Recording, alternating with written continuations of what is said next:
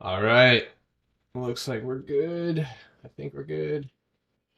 Yes. All right. What's up, everybody? Good evening. Good evening. Good evening. Give me just a few seconds and we will be live. Oops.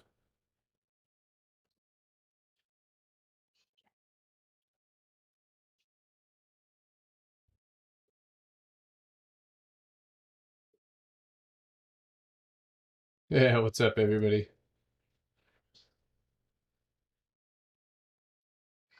What's up, Richard? Hey, Tony. Hopefully, you guys can, little sound check here. Hopefully, you guys can hear me okay.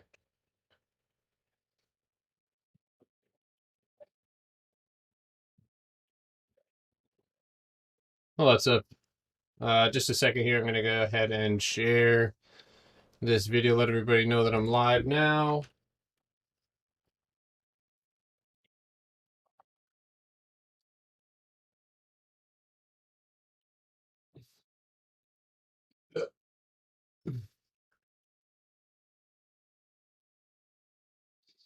What's up? Hey, how's it going? All right, we're gonna go live here.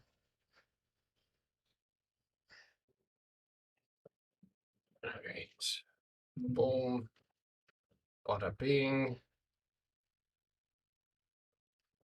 Get this away. Hey, good evening, everybody. We'll give everybody just a few moments now to get on here, and we'll get going.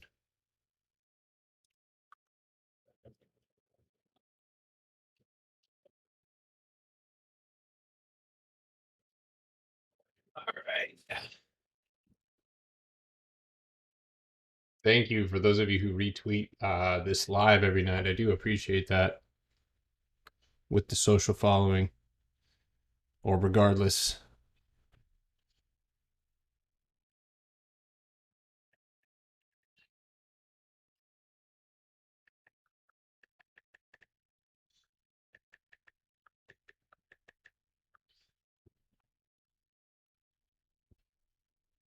All right.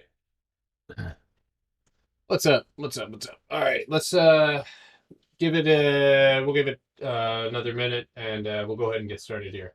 Um, so we're gonna go ahead and start with the news. All right, we're going to go there. Of course, we got the economic data for the week that we always like to make sure we look at. Earnings. So we'll make sure that we do that. And there it is. All right, let's do this. All right. Weekend, how's it going? How was y'all's weekend? Hopefully it was pretty good. Had a pretty restful weekend.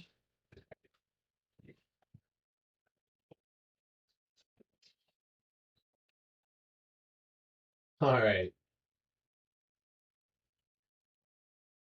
All right, so looks like that's about it for tonight. So I'm gonna go ahead and get started.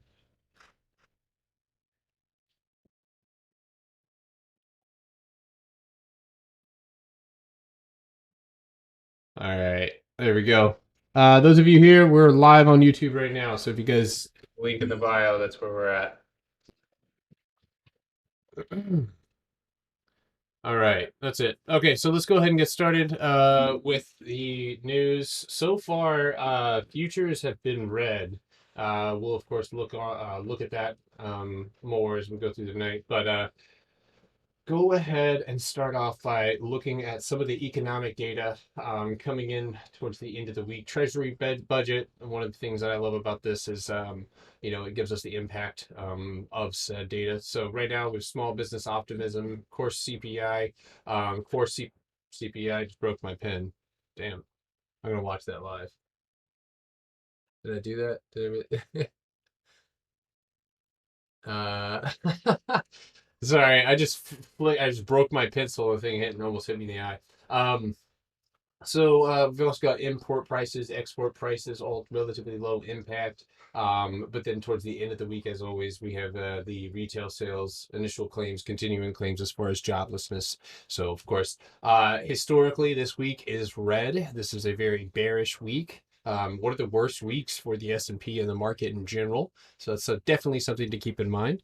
Those of you here on TikTok with us, if you guys want to hop in the link in the bio on YouTube, that's where we're at currently. Flip that around. There we go.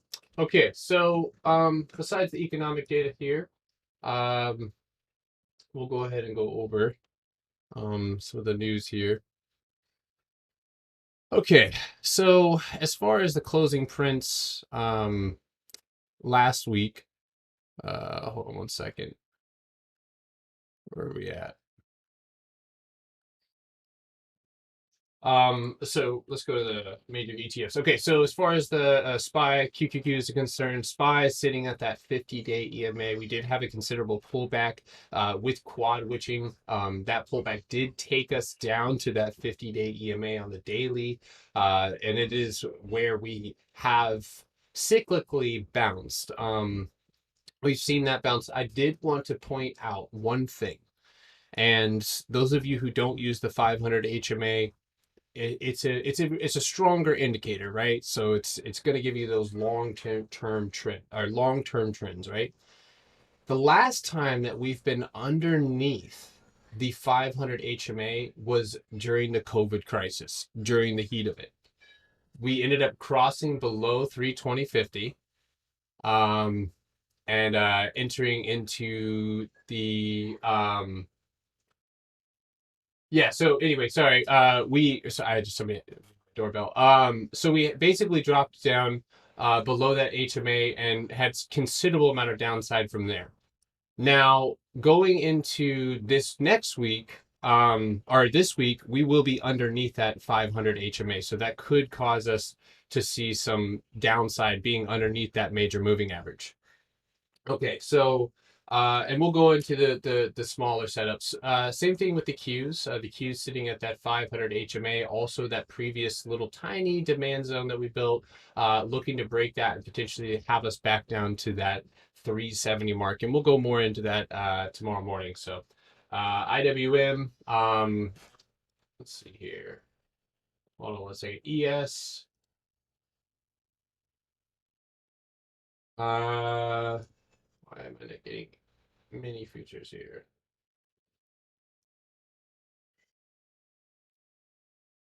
All right. So as far as IWM, we also finished the week pulling back down to that major 220. That's that psychological number. Below 220, I do think that we will go fill this gap starting at 217.65 all the way to 215.50. So those are your major ETFs. We have the Dow as well. This one also looking really, really rough, guys. I think we talked about this channel that it was trading in. We are at the bottom of that channel with a very bearish setup here underneath the 500 HMA or 50 EMA and also breaking below that support. So we are looking to potentially below 345 15 see some extended downside. So you guys are more than welcome to drop your you need to change Nancy. No, I love her. I love her manipulation of the stock market and following the big whales. Whoever's next.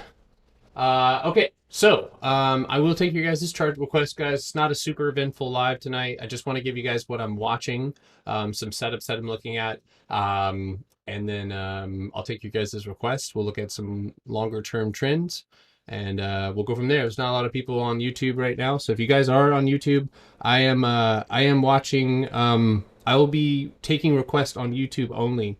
I can't keep. I don't want to keep turning around. Um, I don't want to keep turning around, but if you guys want to hop on there, that's where I'm at currently. So, okay. So, one of the first stocks that I'm watching, guys, this week, I've got my eye on it, and that's 3D Systems. So DDD. Now, here's the thing: if the week looks rough, then we will likely see 3D Systems back down to $26. Did I not? Did I miss QQQ? Tommy? Oh, I can do a deep dive into QQQ if that's what you want me. Yeah, I can do that. Um, hopefully, hold on one second. Hopefully, you guys can't hear my daughter. You guys hear that? Nope, you can't. Okay, cool. Just sound check. My daughter is absolutely not happy about bedtime right now, and she's letting everyone know about it. Thank God for Crisp. I love you. Hey, do they have a ticker? I will ball them or buy them. Adam, can you look at Veil GMS? They may look like a bounce. Yeah, I'm gonna start writing down your stock requests. So if you guys have any chart requests, let me know. I'm gonna go ahead and start writing those down. This is your guys' live, so let me know what we're doing with it. All right, so we got the QQQ. Of course, I'll do a little bit of a deeper dive. Maybe look at the lower time frame here. Veil and GMS. So if you guys hit the link in the bio, those of you on TikTok, I will absolutely. If you guys want to go, link in the bio. In fact, which one of you guys are in my live quite often? Who wants to be a moderator? I don't think anybody's in here that I know, but link in the bio. Just on YouTube. No thumbs. Yeah. Okay. Here. You're a moderator now. All right. Tell everybody to go in the live for me, dude. I appreciate you. Reverse that. 1 second here. If you guys give me just a second here, I will be right back. I have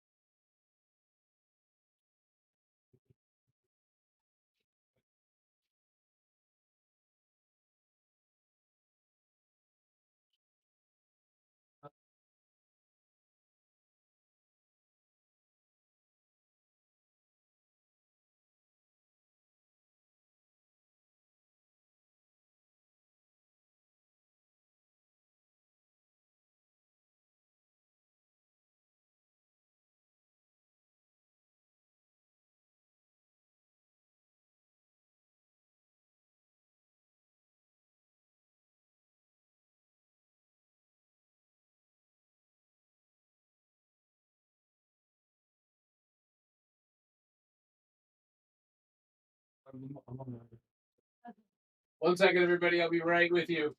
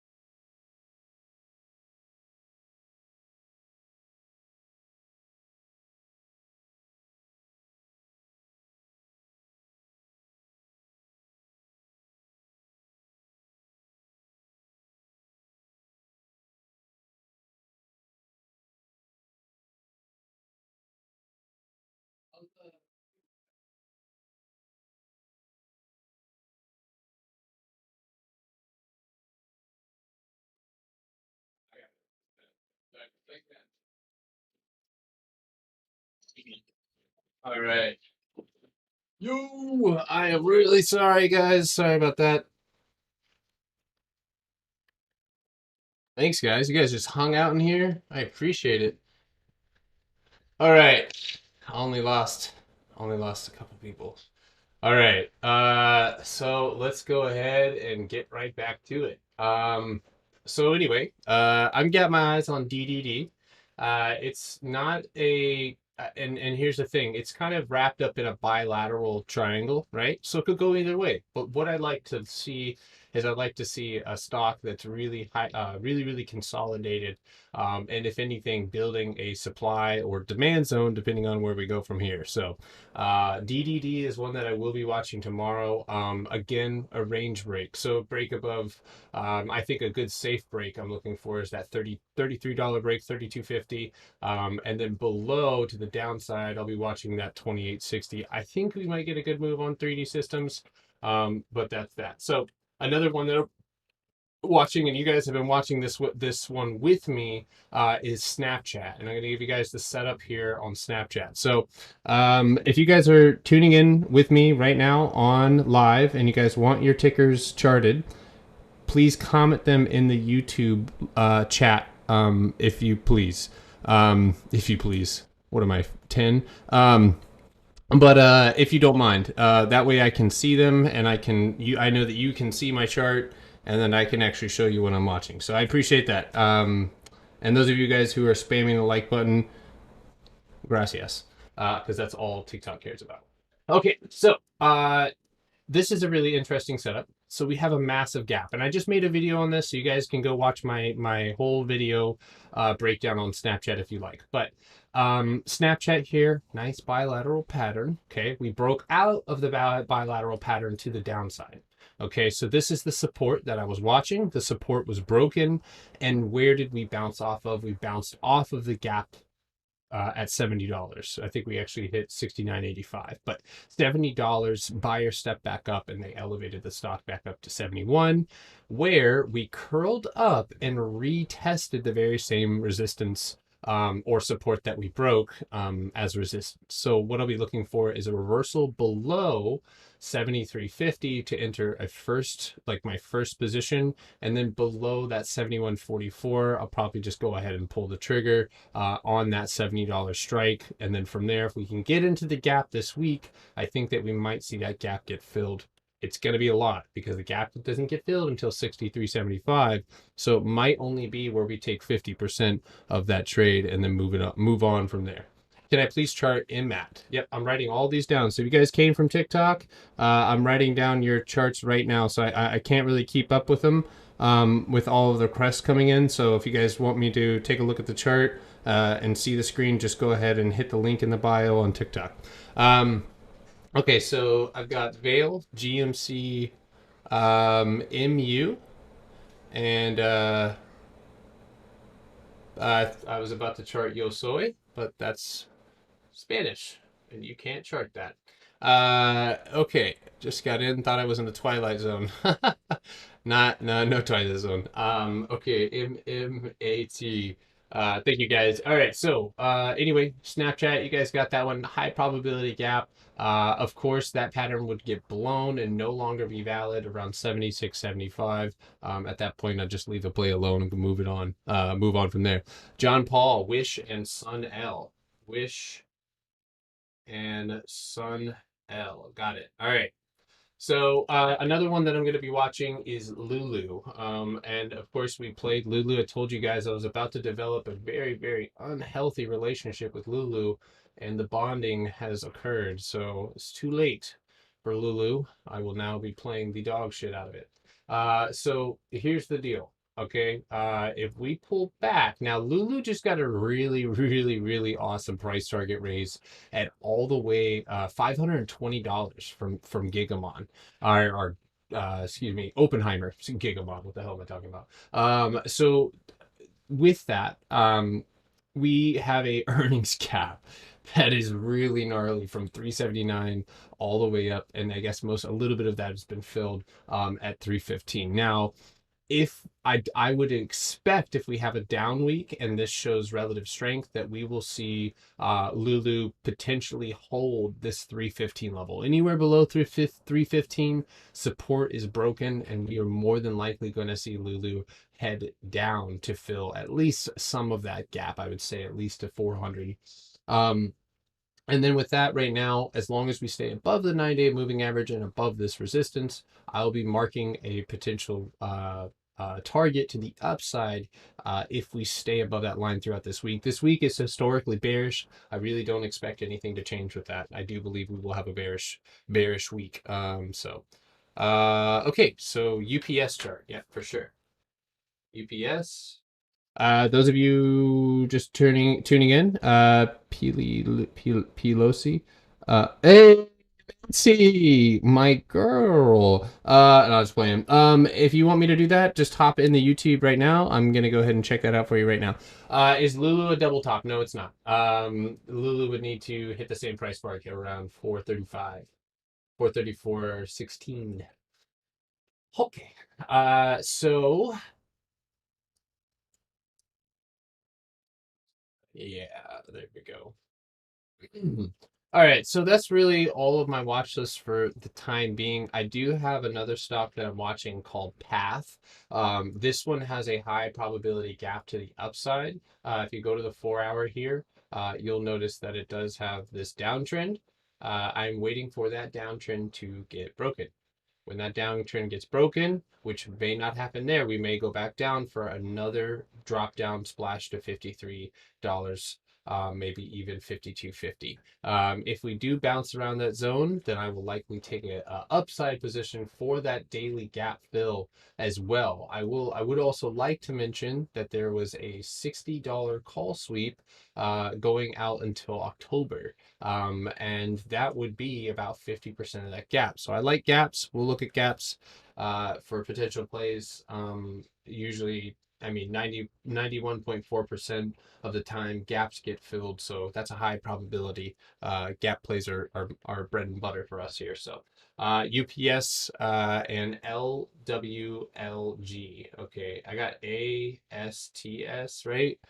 Uh, hey, what's up, everybody? Do you use fibs? I do in forms in a pivot point strategy. I use the Fibonacci version of that. So it auto generates fibs, but for the most part, I don't really use fibs anymore unless the stock is at all time highs. If the stock is at all time highs, I will use fib retracements. Okay, so anyway, those of you guys still tuning in on YouTube, we're gonna go ahead and take a look at your guys' tickers. If you guys want your tickers looked at, and you are on TikTok with us, please feel free to hit the link in the bio, and I'll take a look at your charts. So, move that a little bit. There we go.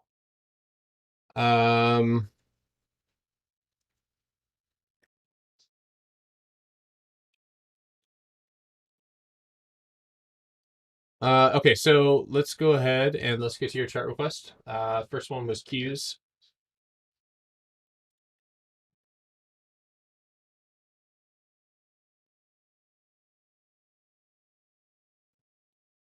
What? Thanks, no thumbs. Dollar General, if you guys have any requests, I'm taking those requests on YouTube. So, do I use quarters theory? Not necessarily, more of a Forex thing. Not, it doesn't always, it's, no, I don't. Not in stocks. Not a lot. I'm sure it probably is applicable. But no, I don't. All right, let's get to it. So let's take a look at the cues. Let's do a little bit of a more deeper dive on. Let's go to the hourly, do some multiple time frame analysis. Okay, so what has happened here? This is the zone in which we broke right here, and we have closed below it with a nice little zone being formed here, right where we previously formed another zone. So this is a spot in which the cues break above or break past, and kind of a liquid pivot point here at 375 being that quarterly mark also a psychological number. In the daily time frame, right, the Qs are getting really, really close to heading for, and I have the target of 370. Let me not make this complicated. Those of you who've been hanging out with us for a while, who can call me Gear Bear. No, I'm just messing with you. If you know about the standard deviation channel, bear with me. I'm going to explain it again. So the standard deviation channel, a lot of the times these can be auto-generated channels. Thinkorswim, TradingView, they have it. But these are great for long-term trends. And as you'll notice here, the Qs are trading within this channel. And if you were to split that channel in half, right, you would have what's called a standard or a linear regression line. I apologize. A linear regression line, which is just a fancy name for the line in the middle. And that's where we're going to likely head. And that's where we've bounced before. So if we do end up breaking lower, right? If we do, then it is highly probable that we will continue and hit that standard deviation channel. We have a very bearish week ahead. If we bounce, obviously, you probably look at resistance at the break of downtrend. You would look at this this resistance here as your target potentially. But that's what I would be aiming for here. You can see multiple levels and strong bounces off that standard deviation channel. So the Qs here, I would just more or less pay attention to futures, pay attention how we open up. If we open up below 370, 250, there is the potential we actually wick off of 370. 370 is going to be a huge level. Don't sleep on it. Don't try and short support. All right. I'm going to just make that very clear. Unless you are a market maker, stop trying to guess the bottom. That's one of the ways people lose a lot of money. Okay. So as far as the Qs are concerned, I feel like that wraps that one up. Veil. So let's go to Veil's daily time frame. Okay, so that is a ouchie. Ouch. So strong downtrend, first of all.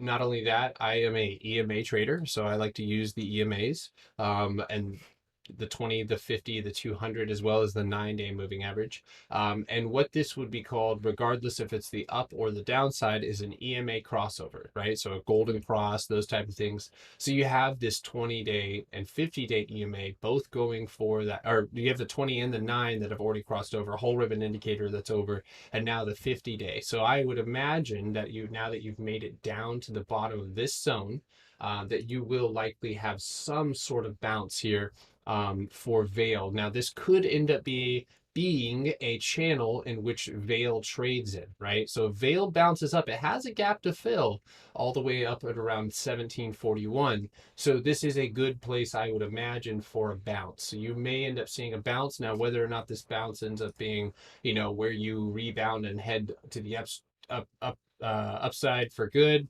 that I don't know. But as far as the cyclical behavior that stocks usually show once they cross or have these type of crossovers, is you'll see as another moving average goes to move across, you'll see a pullback or a retest as the next moving average goes to crossover. So here you do crossover and the 9 ends up kind of rejecting on you, doesn't quite make it there. So we pull back up, consolidate, and then we flush all in one with those moving averages going with us. So with this one kind of lagging behind, I would imagine that we do see that gap potentially even get filled there before we end up cruising down and making new lows. So, all right, so that's Veil there.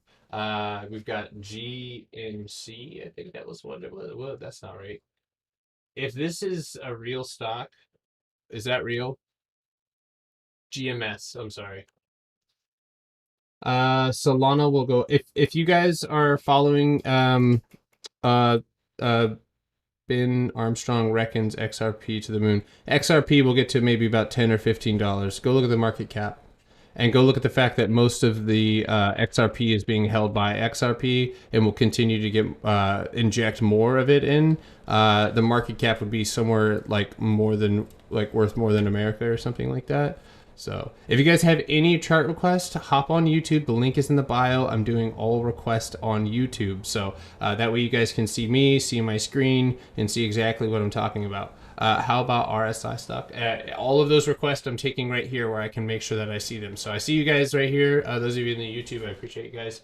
All right, so we can go. We got a list right here. These are all the people who are commenting on YouTube. So if you guys go and hit this, the link in the bio, I see. Okay, so GMS. All right, I can see this pattern about a mile away. This was and is a rising wedge. You don't even get the top rejection here. You just shorts just take this shit down. And usually what you see with this type of move is a 50% retracement of the actual move to the upside. So that would likely bring you down to the, I would actually say 41.75. So 41.75 would be your downside target. I think that you're in need or you're looking as if you may end up seeing a bounce around 43.50. You do see here this daily candle bounces off that 43.81 and finishes the day at 44.74. I would look for a simple break and downtrend for at least a retest. So more than likely you'll see some sort of retest, maybe a $48 retest, or even if you're not so lucky, maybe you see that 47.31. Yeah, that's if you do end up retesting. Big volume here towards the end of the day. So that's if you get that retest and that breakdown. So this is, like I said, normally a bearish pattern. It's on the daily, but you are getting close to completing the pullback that usually comes with a rising wedge like this. So I would say around 41.75 is a good place to catch that one if it does end up moving down there with the middle target of 43.25. So all right. I've got Wish L. Yeah, I've got Wish L. I'm doing these in these orders or in order, so I will not miss these. MU. Okay, so I'm gonna erase all of these lines. Good God. Um, just to think I was trading MU at like $50. Crazy, crazy, crazy, crazy. All right, so there's support. There's resistance. There it is. There's 1, 2, 3 wicks. Big rejection off of that top. Gap down, gap filled. Okay, so that's that. Basically, if you're watching on YouTube, you can see this. There's a gap from 73.70. You see how much effort it takes to hold this gap day after day after day after day. So more than likely, right, you're being held underneath a 208 EMA. When you get above 75, 60, basically $76, you're going to want to see a break in downtrend. So you'll see how this lines up, right? You are either A, going to trade flat and test resistance that way. So I wouldn't be surprised if you see a test of that downtrend, but be sure that you have that downtrend marked because that downtrend is lining up perfectly with the previous, which I guess would now be the supply zone of 76.55. If you reject 76.55, which will likely be resistance as well, then you will reject and probably see further downside. Normally, as a rule of thumb, I like to see 3 taps of resistance and then a break. And same thing for support. So you are at a dead even too. And on this rejection will be pretty pivotal. You are getting into earnings, right? So anything that I just said doesn't matter. If earnings doesn't go well, then you will more than likely drop, hit the floor, and you'll probably go and start filling this gap all the way down to 59.65 and $58. If you don't and you end up shooting up, then my first target would be the $80 mark. So that's for MU. And of course, you can go look at SMH, Semiconductor ETF, and kind of get an idea of what is going on there. So, okay, so MU, we have PLTR. Oh, yes. Okay, so my boy, I love PLTR, sorry. I'm a PLTR bull.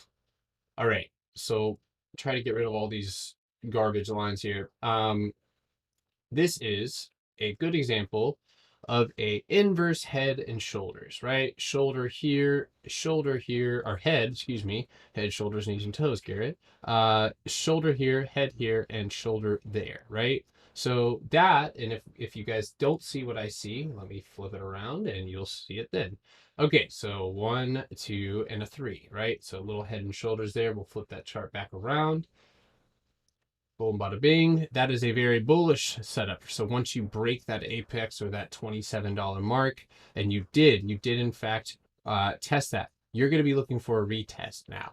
So you're going to look to retest the very same level that you broke out. You're too close to this gap with not enough volume in order to break in it, and you didn't finish the day in a way that represents continuation into this level. But you can confidently say that you are in an uptrend. Now, where that uptrend is going to take you, that's a total whole different question. So, in my opinion, looking at PLTR and looking at the way that it finished the day on here, I would anticipate a pullback, or at least at a minimum a retest. Like I said, I have that 2750 mark. I'm sorry, dyslexia is running strong right now.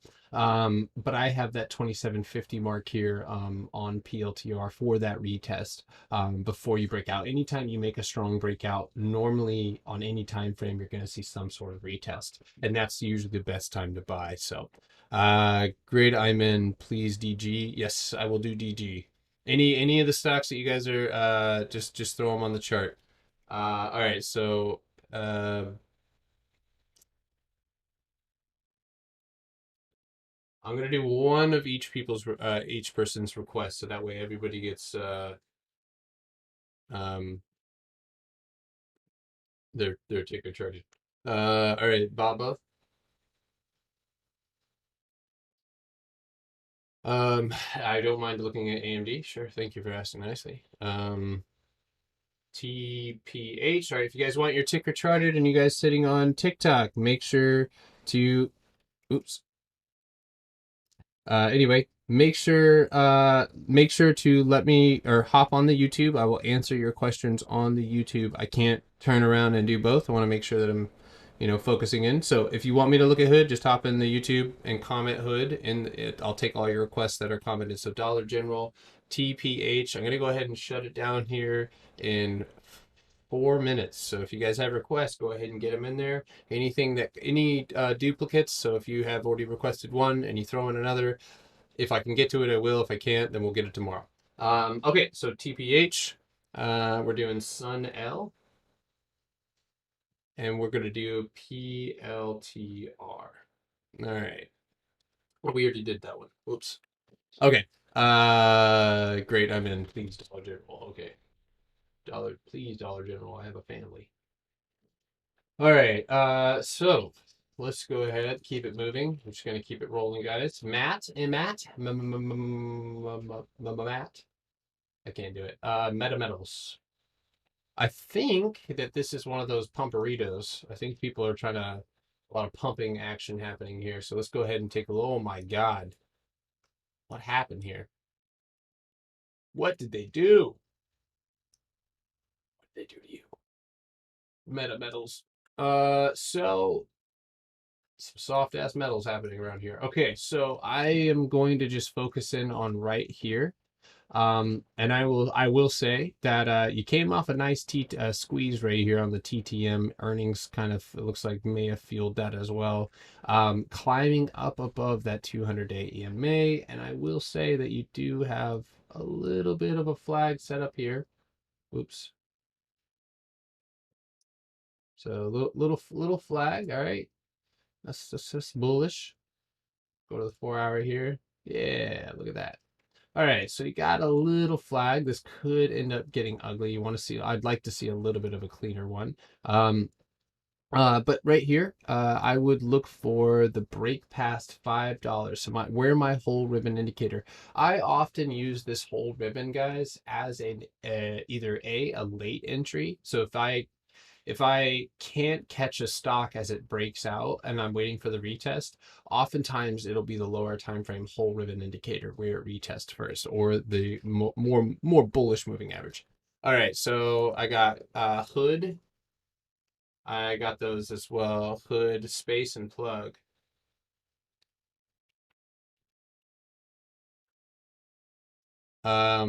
Ah, okay. So they did a 2-for-1 split or 1-for-2 split. Okay, good to know. I don't know that kind of stuff on all stocks. So if you guys have any information to add that may give me an idea of the catalyst, let me know. Etsy. All right. Those of you guys tuning in here, do you buy options in the money or out of the money? And I think I should start buying in the money. That absolutely has 100% on what you are trying to accomplish with the strategy that you're trying to accomplish. That's a great question. CRVS already holding, wouldn't chase. Also, that data is not data that is for sure.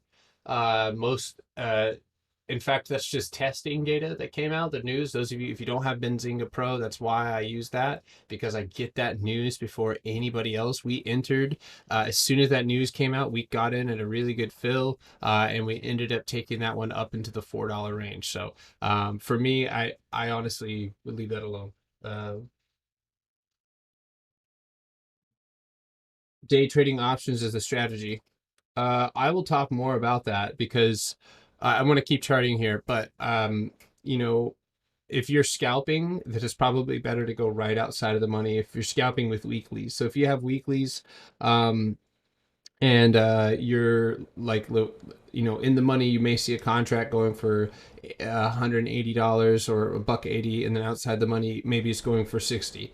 A gamma squeeze or a strong move to the upside, included with that gamma squeeze, if you get a strong push past that mark, you'll see a drastic increase in the value of your option, hence giving you a better return. On the contrary, if you're day trading and you're looking to catch a whole ride or a whole move, and you're not looking to be affected by every single red candle that happens, then you can still grab the same strike, but you just want to throw your expiration out a little bit longer so that way you're not getting hurt so badly. And if you really want to be safe and you do see a good strong move, I wouldn't recommend paying too much. I would pay attention to the option Greeks and whether or not it's inflated or IV is high or whatever the case is. But at that point, if you do see a longer term trend, multiple swing days, it might not be a terrible idea to go in the money. So one of our admins, he's been trading in the market for I think about 25, 30 years. Rollman, he's one of my mentors. Is a wonderful analyst, literally just didn't get any better than this as far as I'm concerned. He's notorious for playing in the money options. So if you want to hit the trial in our Discord and learn a little bit from him, so that's not a bad idea. Yeah, I need to learn IV. I never factor that in. Yeah. Should you buy Daisy token? That I don't know. I don't even know what that means. Is that in Disney? Disney? I'll try Disney though. Okay, so anyway, metamaterials downtrend right here. All right, so keep your eye on that. You are heading for the next downtrend. So basically $5.35. If you don't break $5.35, then more than likely you will reject and you will head back down to support. Otherwise, a breakout to 5.75 will occur, and then the next target would be around $5 or $6, I would say. So flag breakout, hopefully have you around that $6.45 mark. From there, maybe a little bit of fundamental analysis may be a good idea here because I have no idea what the stock is. So, do you put out notice when you buy these? Yes, that's the whole Discord. Uh, I'm live. I live trade every single day. Everybody hears all of my thoughts, probably ones they shouldn't, but and reactions.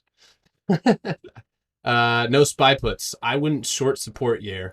I would let them. In fact, you could kangaroo around and burn all your premiums up. So be very careful this week. Yeah, no problem if you got a MAT. All right, so let's do Wish. Those of you who are just tuning in, we've done Veil, GMS, MU, PLTR, MMAT. So if you guys are just here for those, check those out. All right, so you guys, those of you wish nerds, I love you guys. I like this nasty. Tag Zach Morris. Tell him I got good news. So actually he tweeted and literally, I think his tweet was right here. I can show you his tweet on the chart. There, his tweet was right here. I think it was. No, excuse me, it was right here. That was where his tweet was in the middle of the day. And it did move for him. It actually ended up breaking downtrend. So that's awesome. For those of you playing Wish. The Wish right now has a massive gap above it, all the way from 790. For me, that's a pretty big gap, all the way to 932. This is also a descending wedge into the ether where there is no supports, no resistances, just psychological numbers. I actually do think that Wish might be a good rebound or a good lower buy here. Where this goes, I don't know.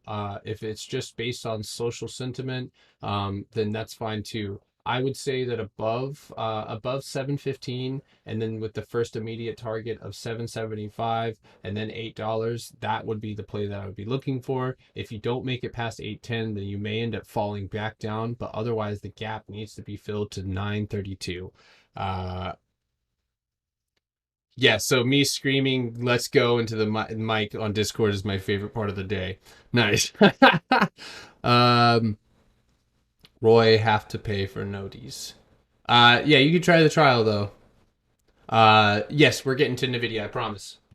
We're at Wish right now. Sun L and UPS are next. So if you guys are curious, um, if you guys have those of you, anybody want to be a moderator on TikTok right now and direct people to YouTube, because if that's where I'm taking all requests.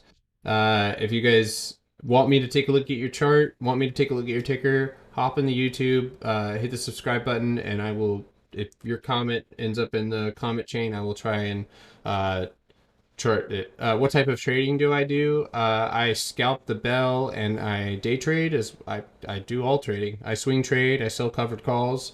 I do whatever it takes to secure the bag. Period.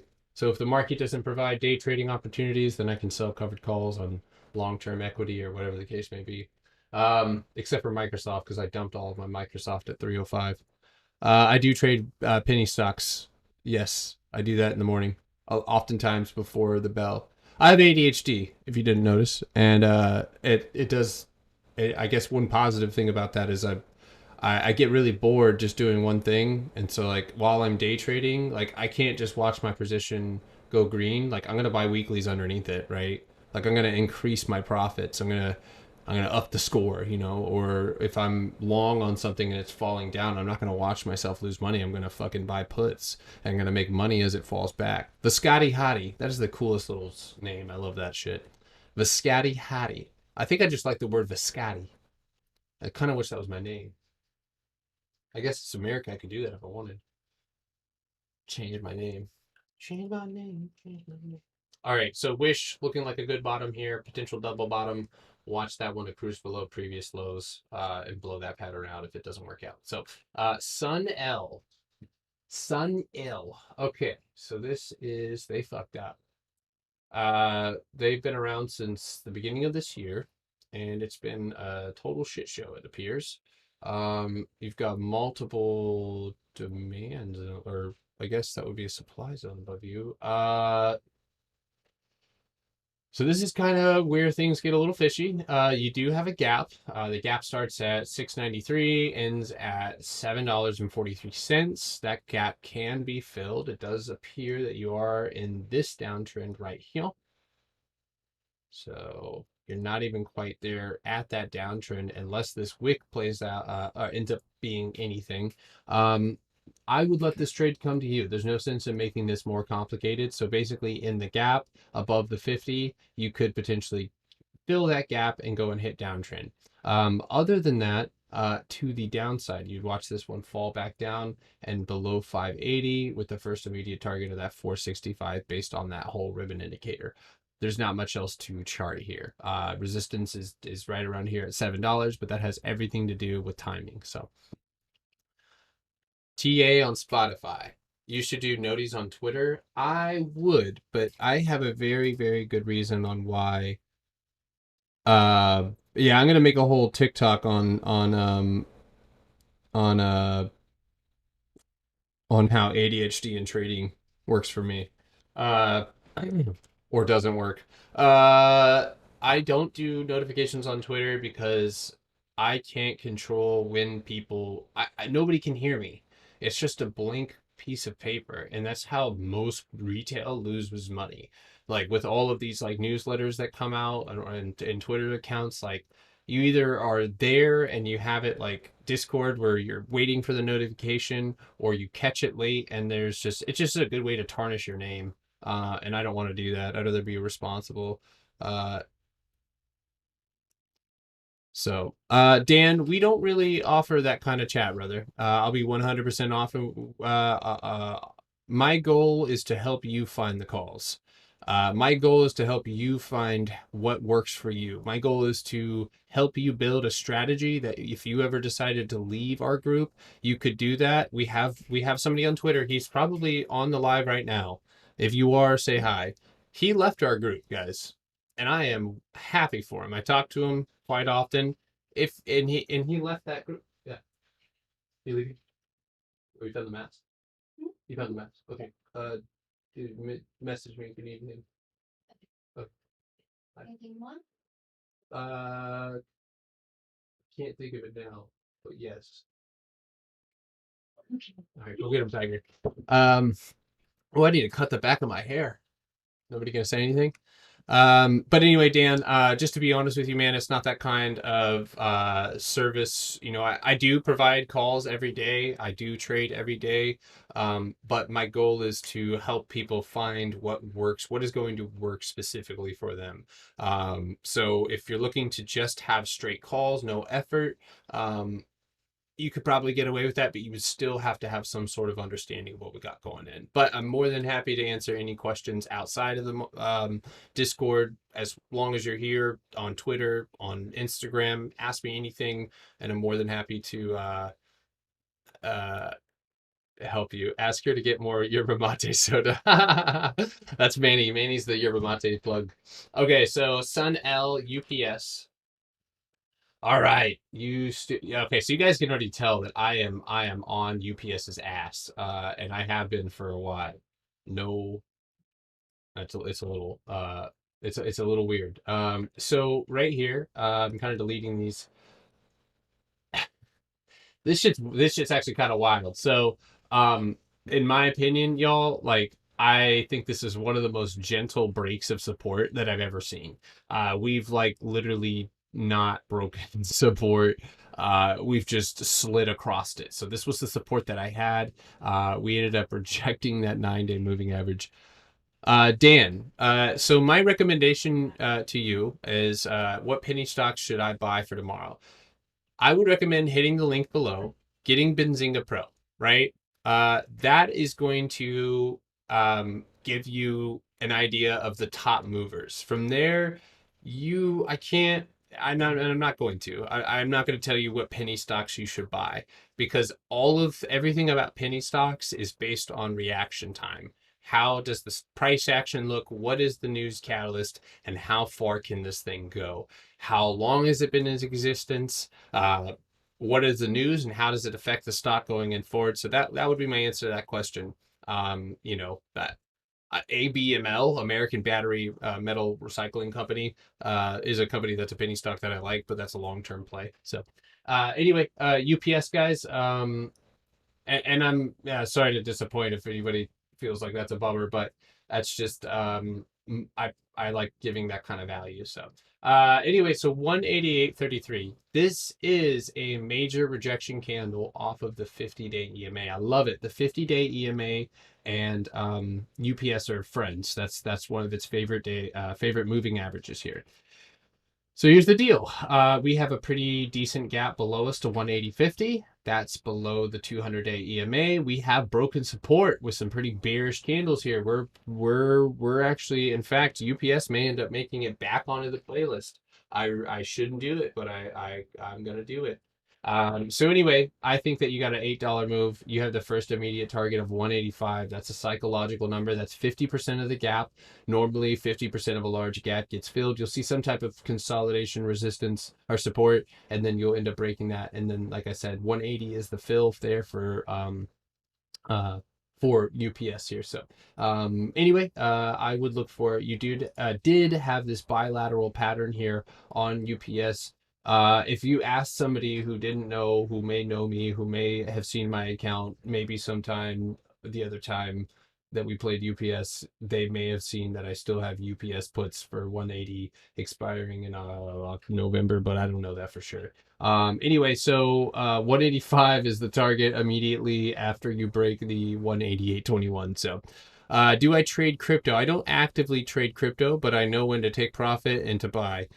Can you show me how to use moving averages and what moving averages to use? That is an entire video boost, but I will give you a brief rundown here before I close out for the night. So I will highlight that as a question to answer here. I'm going to go ahead and finish with some TA here.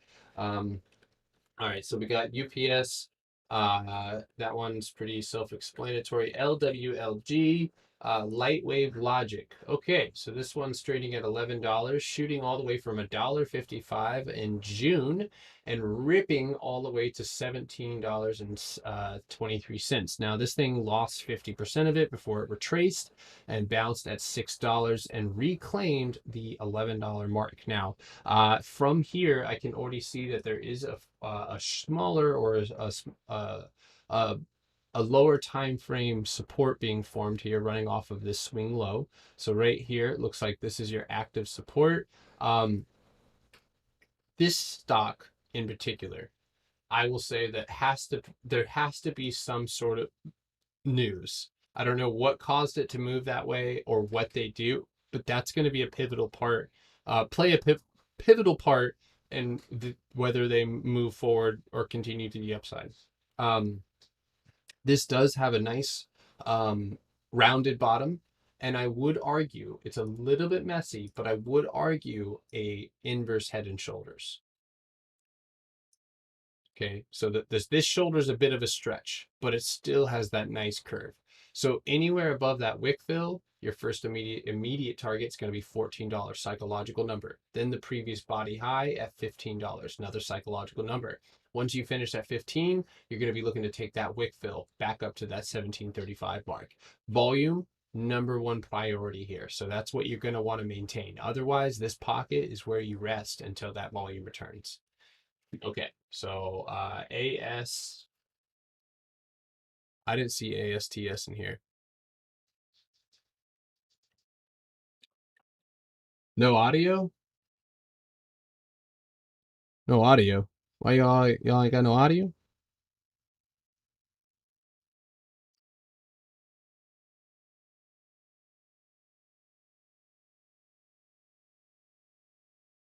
I have a hard time with fake breakouts and not holding winning trades long enough. Can you guys hear me? Okay. All right. YouTube live, by the way. Link is in the bio if you guys want me to be able to answer your questions and stuff like that. Yeah, sorry about that. So anyway, you're struggling with false breakouts. So volume. Um, so this, guys, I try to veer off so that way I can answer questions here and there. All right. So let's go look at Tesla really quickly. I can make this quick. So let's go to the 5 minute. Okay. Let's say, let's go here. Where's a good example? Actually, this is a terrible example. Let's go to Lulu. Okay. So let's go to the hourly here. All right. So number one thing here is volume, correct? That's always going to be numero uno. Now, this obviously popped off of earnings, so we ended up getting that breakout there. But if you go and take a look at the breakout that we took, right? And we go right here. Let's go up to the 5 minute. So for me, right, I use the, you know what, that's not even going to be a good example either because Lulu doesn't move off of sharp spikes in volume. Let's go. I'm trying to find a good. In fact, that's the reason why I'm struggling to find this because there's not a lot of those good volume spikes, and volume to the up or the downside. So let's take a look. There's one. Okay. So volume, right? So let's go look back at Roku here. All right. So first of all, if you only played a stock when it broke over the average volume, so this is what you do: go to add alert on volume, right?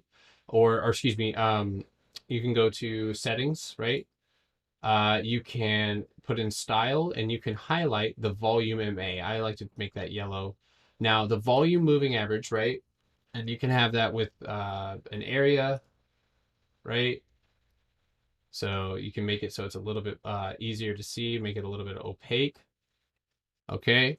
Or you can have it as a line, but this is going to tell you the average volume, right? And whether or not you're breaking it. And that, because we know that volume is a indicator as far as letting you know how far said stock can push, right? We have to know that. So in this case with Roku, we notice that immediately at the bell, we're already breaking over that average volume and we're holding it. So in this case, right, when you're looking for that breakout, and we'll use this downtrend, or even if you didn't want to use this downtrend, you could just use this level, right? So let's say that this level is the one that we're watching, the 360 level, and we need to make sure that we don't take a 365 strike without getting caught. So immediately at this break, a 360, we'll evaluate the volume as it comes in. If it's above average, then we know that we have the potential to continue to the upside. If there's a catalyst or the market's moving in its favor, that's extra concrete in your favor. So, okay. TPH, I skipped that one. I did. I'm sorry. I will do that one now. Okay, so we'll go ahead and get that one. Point Homes. Where is that at? And that's got to be in. That's either in a mountainous range or in North Carolina. Who knows? I don't know. All right, so obviously not a super duper liquid. It's not the worst. Okay. It seems from COVID lows. There's the big home run that we saw pulling back from that $26 range. Aha! Got you, motherfucker. I see you now.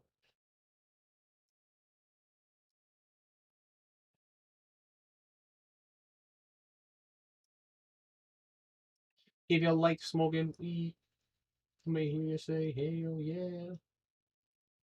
All right, so I'm looking at two different supports. I'm not quite certain that's even going to be a support. I think we've yet to establish that one. I'm pulling this one back, and I'm banking that one as a correction. So regardless of that, we can split this pattern in half. I like to do that all the time. That basically gives me that standard deviation or linear regression line. So above this middle line, that 2315, that's going to give you a higher, a better inclination on whether or not you're going to move to the upside or not. You want to be closer to that resistance. So I would say above 2365, above 2365, that's where this ribbon crosses over, right? So if we end up rejecting that $23 mark, then you will continue and move back down to support around $22. If you do end up moving above it, I would like to see you break past 2350, and that'll give you a little bit of more hope in order to break to the upside. But you do know where your resistance is. So I would look at it this way. So you could potentially do that, right? And this is exaggerated. If you reject, that's 3 times, likely fall. If you don't reject, then you could end up seeing a breakout.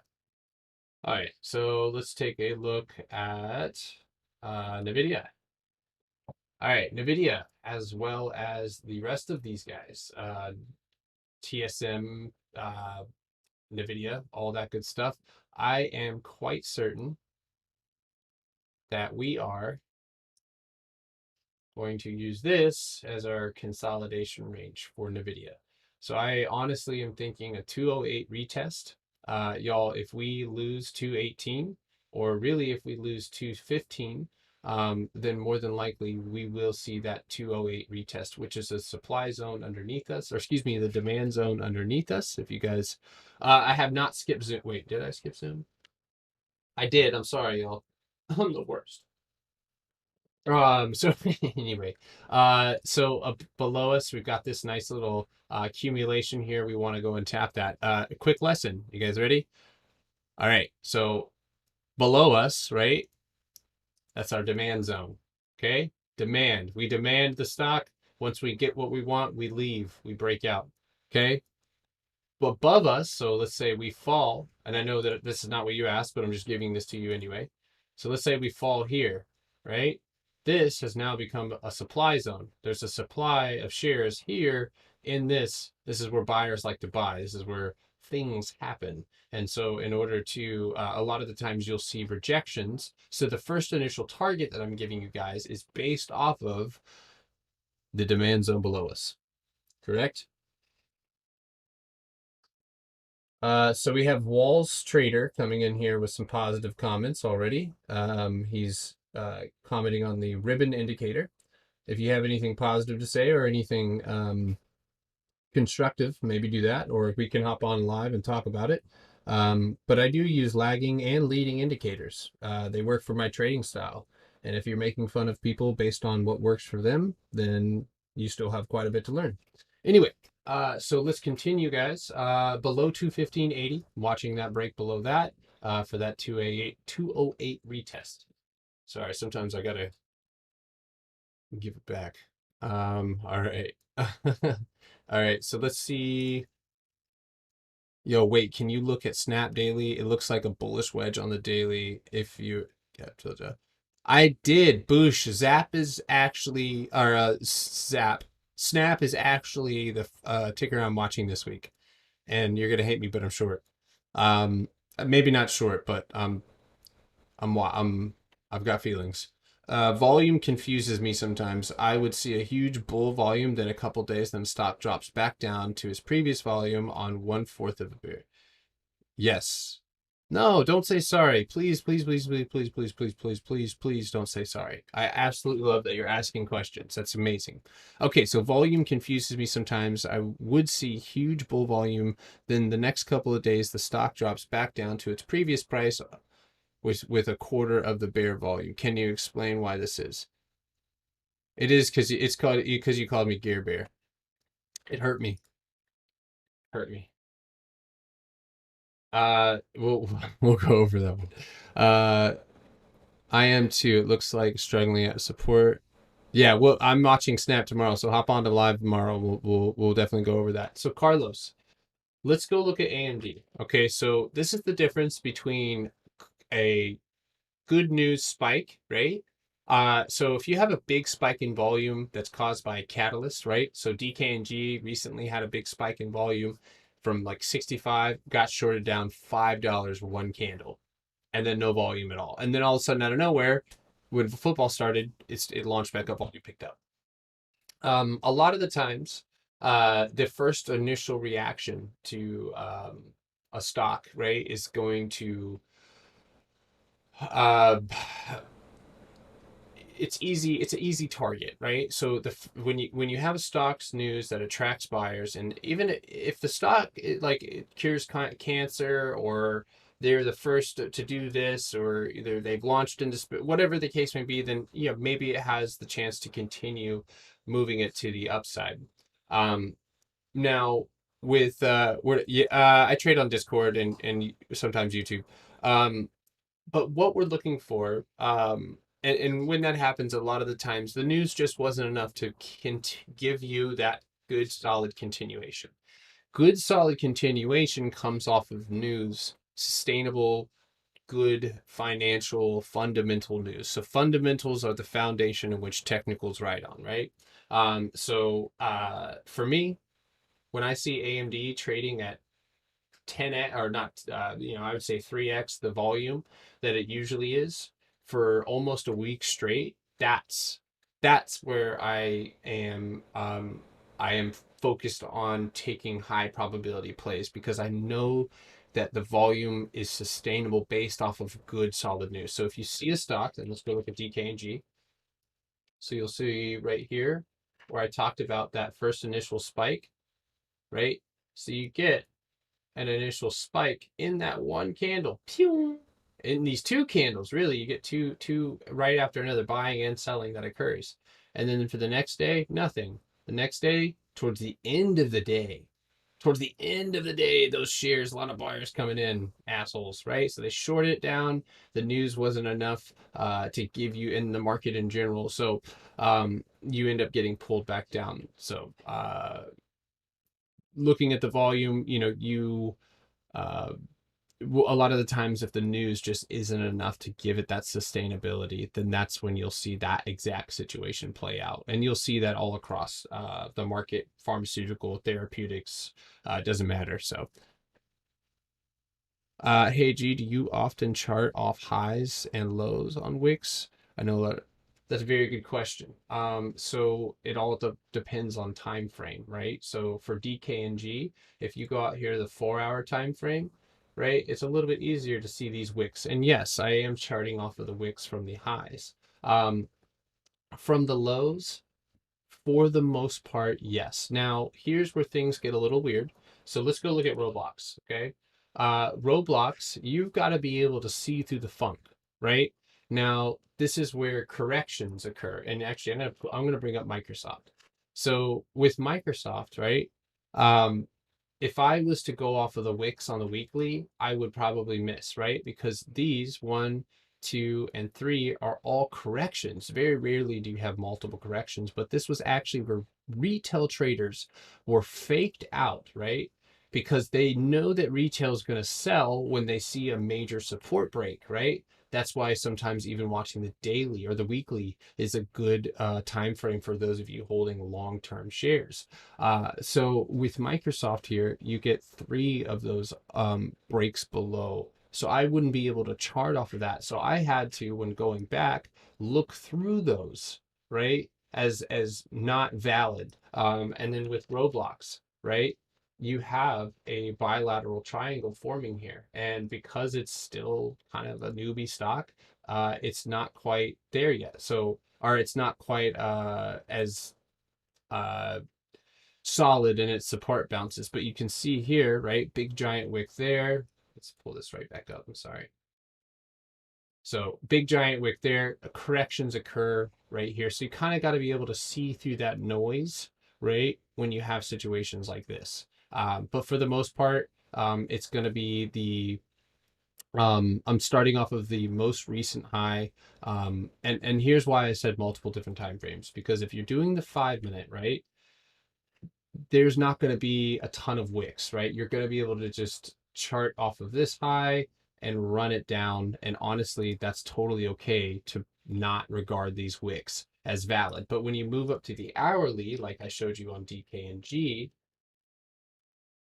then these wicks very much do matter because they do represent the previous price action being rejected, and that gives you an idea of a level above you. So yes, I do use the wicks on both support and resistance, and usually I'm starting off of the nearest high, but it's also important to remember that the candlesticks on a daily time frame are not going to look the same as they do on lower time frames. That's why often we tell people that the 4-hour is a good median or a good place to clean up your chart in order to get a good future. Oh my God.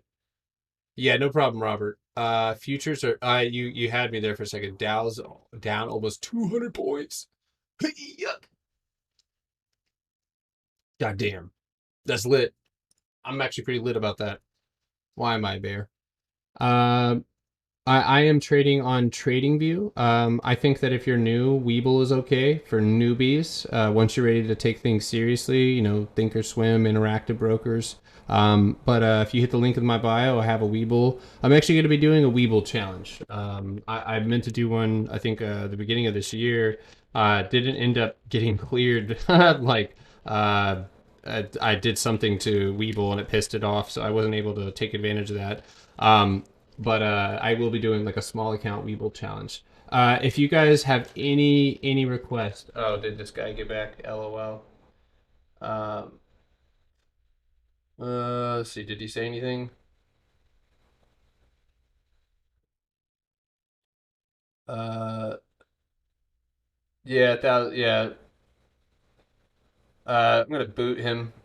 Enjoy your. Yeah, you look like a pissed off dude. All right, have a good one, dude.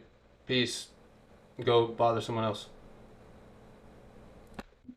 That felt good. All right. Um, trading on trading views or charting. I'm charting on trading view and I'm trading on trade station. Sally sold seashells by the seashore. Okay. Baba? Baba. All right, here's the deal.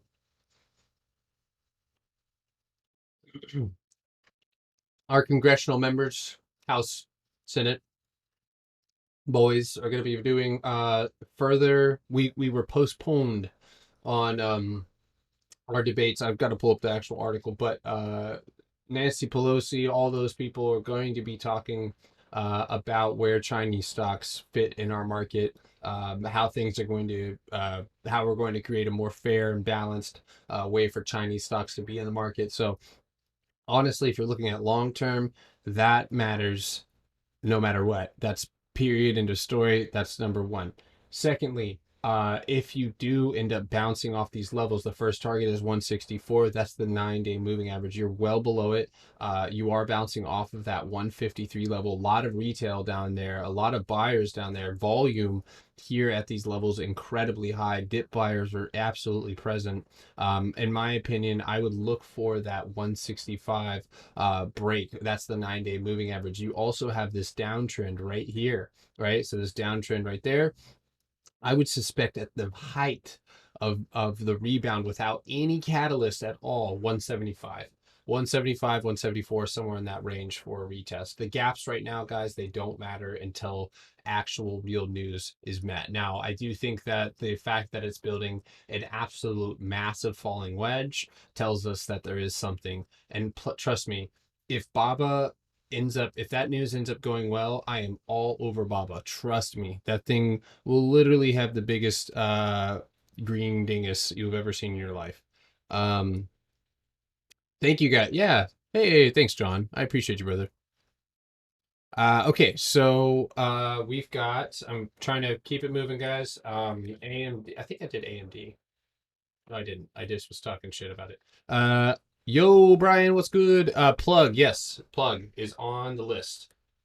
Yeah, I actually have that one on the list. I'm moving right along, guys. I'm sorry. I just try to make sure that I can give everybody a good breakdown here. So hey, how's it going, everybody? Sorry. Trek Greenex. You talking about GREE?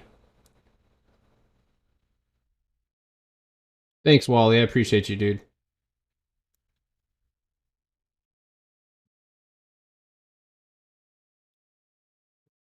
Um so if you guys don't mind, just hop on. Oh shit. I suspect a red week on historically it's red. If you guys have any questions about anything, YouTube. That's the best place to talk to me right now. Oh no, I have no idea what Green X is. Okay, so AMD, y'all.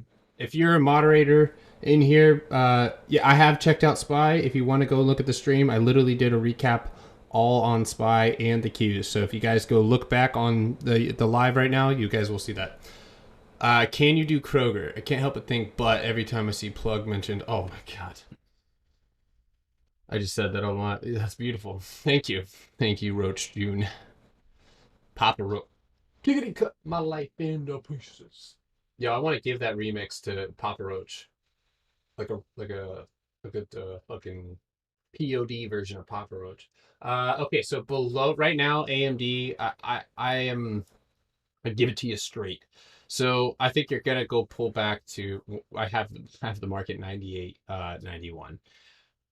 That's if you break below the 50. So below 100, the target of $100 would be where I would suspect a bounce. Right now, your target's going to be 102. If you don't bounce at 102, say hello to 100.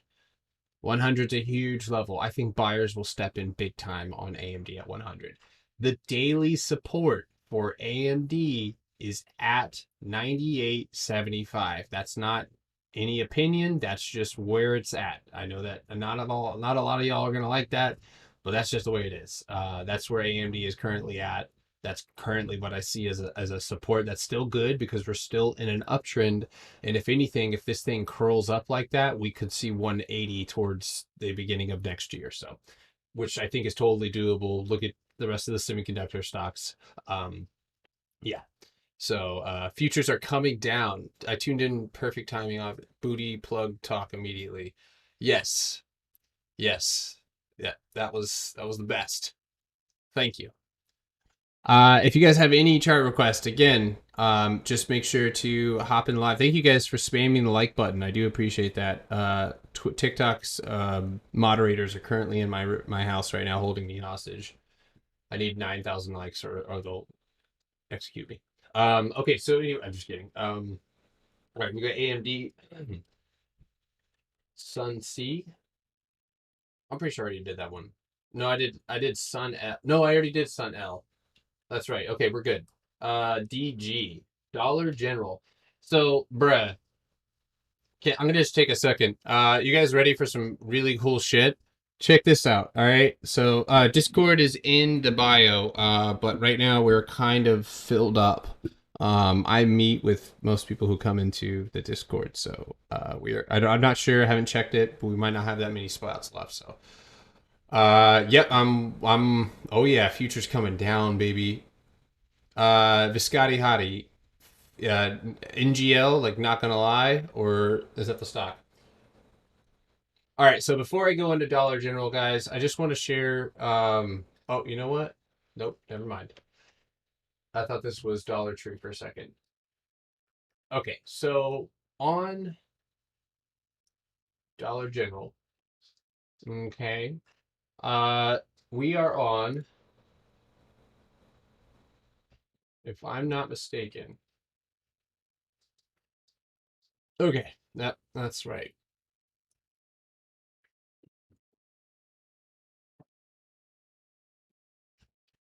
Mm, mm. Okay,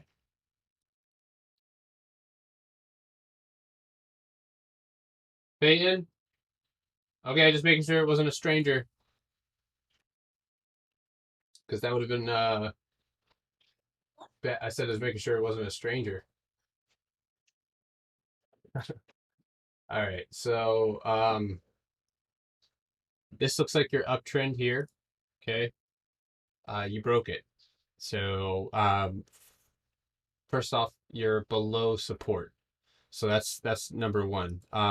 I think that oftentimes when stocks fall this hard, people's initial reaction is that it's going to rebound really hard. And with that, I would bring your attention to Dollar Tree, which has similar financials and setup as Dollar General. That being said, this setup right here showing strength at 215, but looking at this rejection and off of that, you move all the way from 226 back down to that 215, and then you pop right back up. The 50 EMA, okay? Do you see how that 50 EMA is shaped around? It's holding it, so you're rejecting that 50 EMA. So above 225, right? Then you have a chance to go fill this gap to 232, above 227. Until then, right now, I wouldn't touch it until it gets out of that range. And you also notice that this downtrend, right? So you have this downtrend right here. When that downtrend gets hit, it's going to be 226. So once you clear 225, 226 immediately right there, if you reject that, you reject the gap. So you're going to want to play that as it climbs into the gap at 228.25. If you don't climb into the gap, then it's back down to 200. So, or 212 and then 200. So hood. Oh, hood. I think the FUD around this one's strong, my boy. Because to be honest with you, um, most of the money if looking at fundamentals, most of the money that Robinhood makes is off of pay order flow. And that's might be something they can't do anymore. Um, in fact, a lot of countries have made that illegal. So let's see if America's one. So I will give you this. You are bullish in the sense that you've broken downtrend. You did have a smaller time frame falling wedge. That's what that is right there. So that's a falling wedge. You're falling into it, and it's giving you consolidating price action. So think of it in the opposite. So for every time a short steps in, buyers come in and they deplete 50% of that position. Then sellers step in again, buyers step up, they deplete the position. So here we're up against that $43 mark. To be honest with you, you have very little volume. If something happens for pay for play or pay for play, but with the order flow stuff and Robinhood can navigate that, then by all means, I would look at 43.50, um, somewhere in that range, as a potential breakout level. But for me, I wouldn't touch the stock right now with the volume the way that it is, just very, very low. Doesn't provide a lot of volatility. So, what is the green and red indicator like the MACD on TradingView? Which one? This one? That's the TTM squeeze, and not quite. So let's go pull it up. And it's about 10 o'clock, guys. So I'm going to try and finish up these tickers.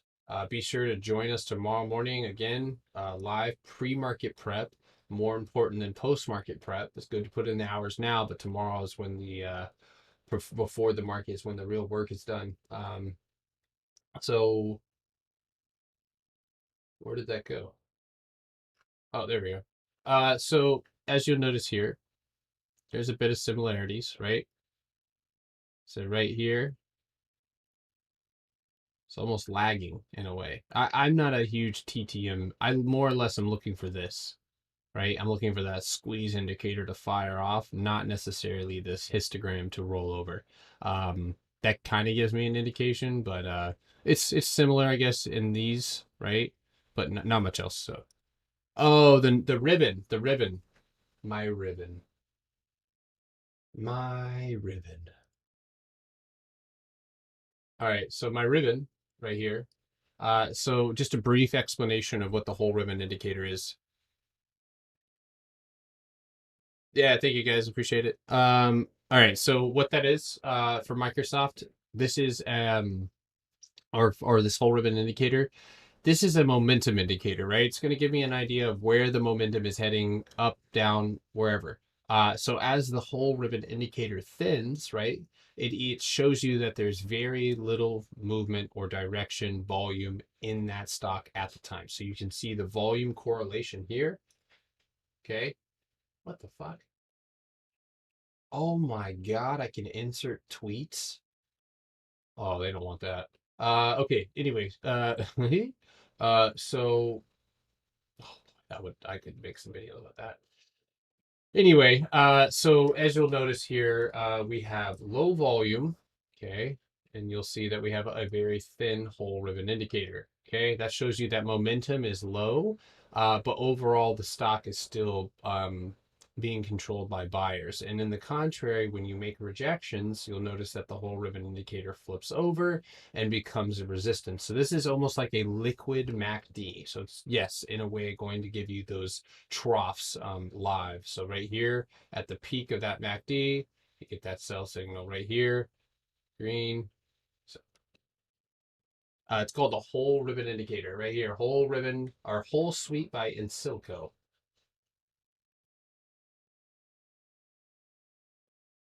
Thanks, Kenneth. What am I looking for tomorrow morning? I just went over all of that on the YouTube. Okay. So that's the whole ribbon indicator. All right, Etsy. What is the indicator called? What he said above you. Whole suite by Insilco by TradingView. Okay, so Etsy actually has a pretty badass setup, not gonna lie. This one's cruising with that nice bottom right there. Pause. Um, so broken down trend, first of all, on Etsy. Oof, that's so pretty. Look at that breakout, retest, breakout. That's not pretty, but you get a little pullback there. Overall, you're rounded, okay? You're above that HMA. Look at that rejection or that candle close on the HMA, candle open and push off. So that's actually showing relative strength. But let's go make sure that we have the setup on the hourly figured out. Let me go check that. Okay, so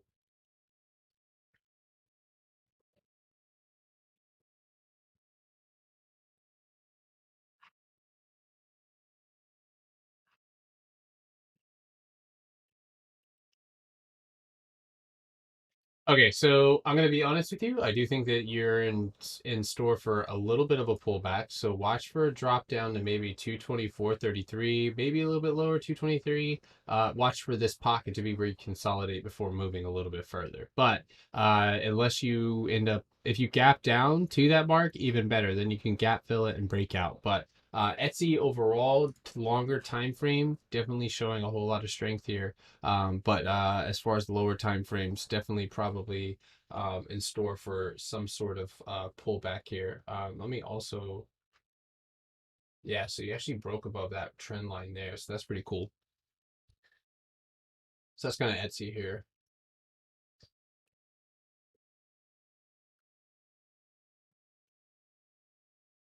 All right, so Zoom. Okay, so Zoom here. We actually were watching this one for this exact bounce. It bounced off of my price target of 74. I know Robert was with me on that one. A couple of other people in the chat. So 74. You get a bounce right here, and we pretty much were aiming for that set. In fact, if you guys were on TikTok, you guys saw I posted my watch list. A day before Zoom actually bounced. So I had two targets. I gave you guys basically we either bounce there or we go and hit that lower low at 274. So we did. Right now we need to get above, and honestly, sucks, but if COVID gets worse as we go into the end of the year, Zoom will go up. But what I'd be looking for here is a push above 295. 295 for the $300 retest. You do have a massive gap to fill. That gap gets, I would say the 50% of that gap is around 318.75, and then right around the gap fill is looks like it's going to be around that 340 mark. So as far as the hourly is concerned, it does look like the first immediate target is at 229. And then of course that first target, our next target of 305 is going to be the target there. So for Zoom, volume is still not quite where we would like it to be after earnings. So hopefully we see a little bit more continuation there. So all right, guys, cram them in there. I gotta get to bed. So hopefully the quality is not dropping here, but I want to make sure that I am not useless tomorrow. Okay, so we so good. Oh my gosh, we're so good. All right, so me and the crew, the Simple Stackers, we found this gap. I think a couple weeks ago on live. If you guys are in this in the Discord, you guys know what I'm talking about. So right here, that's where we're sitting. We're sitting on top of the gap. So I think that I'm not sure if they're launching. I think there was another launch scheduled for just civilians. I did online. I tried to enter that little go to space, win a free space thing. So simple stacks in space, maybe. I don't know. I smoked a menthol cigarette once, so um, they used to tell you when you were kids that if you smoked menthols that you'd never be able to go to space. If that's still true, then I'll just be heartbroken about it, but whatever. So anyway, $29 retest at the most, or really 28.25, but there is a gap to fill all the way to 21.50, and I'm banking on that gap to likely get filled. So you are still in a very strong downtrend. So in my opinion, in fact, that's what you tested on Friday. You actually tested that downtrend. So watch for a rejection, and anywhere below yesterday's low, 24.75, you'll more than likely see continuation of the downside. So I did already cover PLTR, Ryan, but I'll give you a better look at it here. So PLTR has an inverse head and shoulders on the lower time frame, and you'll see here on the daily, it does have this kind of neutral candle there, that doji look right there. You don't like those. Those can tend to be reversal candles. Not like total trend reversals, but often pullback candles. So for me, looking at the volume, and it was quad witching, that had a whole lot to do with it. But for me, I'm basically going to be watching this support right here.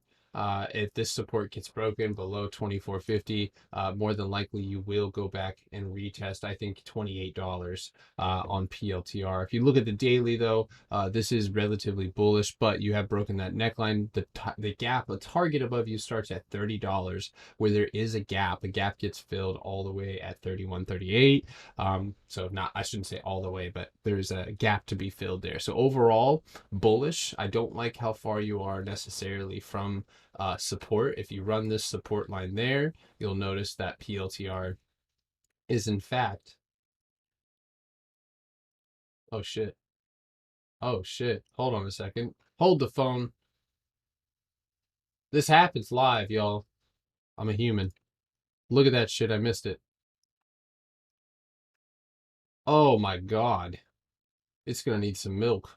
All right, so if you do not go for that gap, you are in for a retest of 25.77. This is a rising wedge. So when you fall and you have a wedge that slowly creeps at an upward angle, that is overall bearish. And I love PLTR, and I hate to say that, but that's facts. So, Jose, good night, man. Have a good night. DC, can I tap? Yeah, I'll do FTEC after plug, and then I'm gonna go ahead and call it a night. So that's PLTR. If you don't see continuation, then you will likely see pullback next week with everything else. This is a historically bearish week. I'm bearish.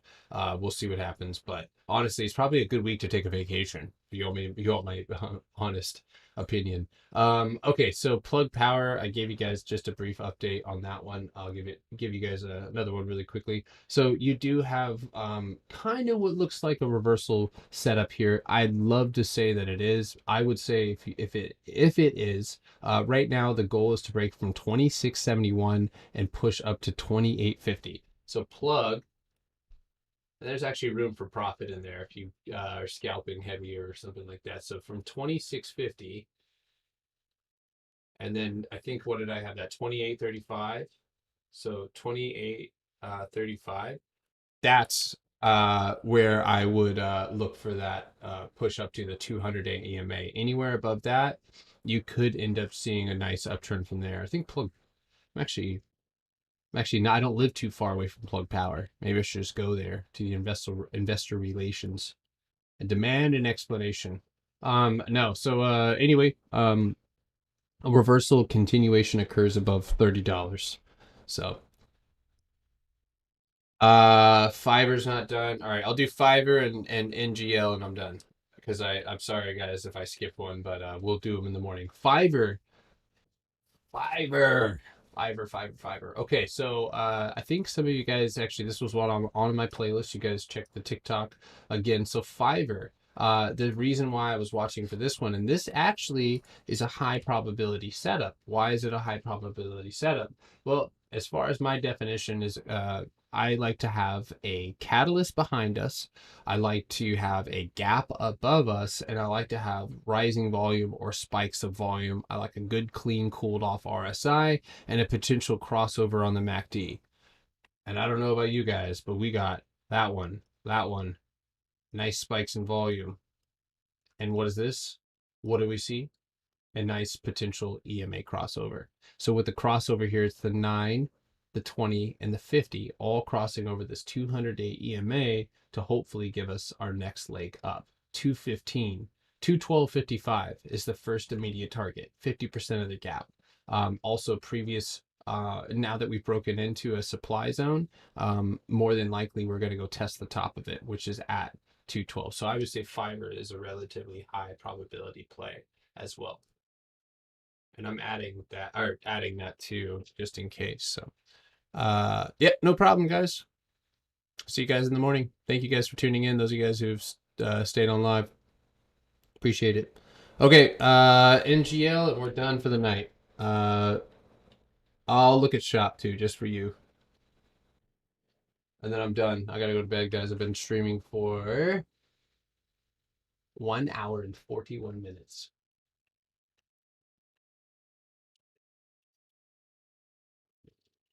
NGL, not gonna lie, this looks like boo boo. All right, so I don't even know where to start.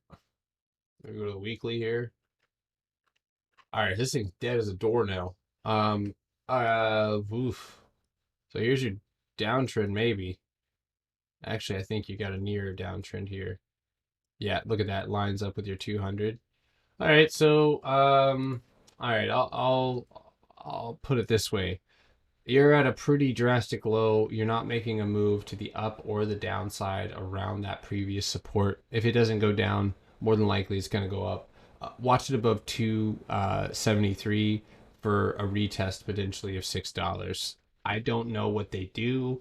I don't know if they do it well. Obviously, not that great if they continue to fall.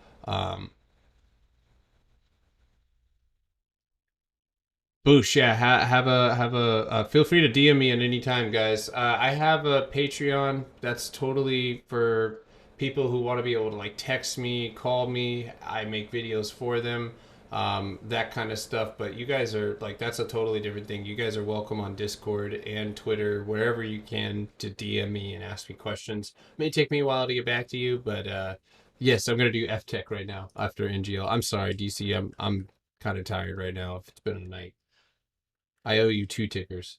So anyway, that's you got a kind of a falling wedge here, but whatever happened here needs to stop because they're not doing well. Um, Trigger point for me would be $3 with some type of news. F Tech. Oh my God. Fidelity MSC Information Technology Index ETF. All right. Well, there's your resistance. Yuck. There's your support. Oh, go back here, you little shit. Yuck. All right, so this was a good question. Remember, Robert, what do you guys asked me about the support, right? Do I chart off the wicks? I have to see through the noise, right? So I'm starting off this low, 1, 2, 3 wicks off of this one support in 3 days, or oh shit, this is a weekly.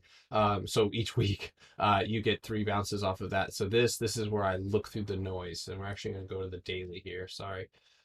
Yep, and I would stick to my guns on that analysis too, saying that is absolutely a correction. So it looks like you're trading in a nice upward trend, but that trend does have the makings of a reversal. So in my opinion, you're gonna go for a pullback of 121.50. Now, the length and time in which that takes to get there will have a lot to do with where you go from there. If you do end up pulling back and hitting 121.51 and bouncing back up to 123, the possibility for a head and shoulders all of a sudden becomes a possibility. So if you bounce down and you chop in this range, or you give us a lump, then that could be the pullback that we're looking for. Other or that we see potentially. Otherwise, the longer it, let's go back and on a bullish setup, if we run this downtrend, so break it this downtrend. So if you continue trending down, and you bounce and you break back up above 125.25, then I would say the first reasonable target is 128. I would say 128 is a good target. Maybe depends on the timing of it, but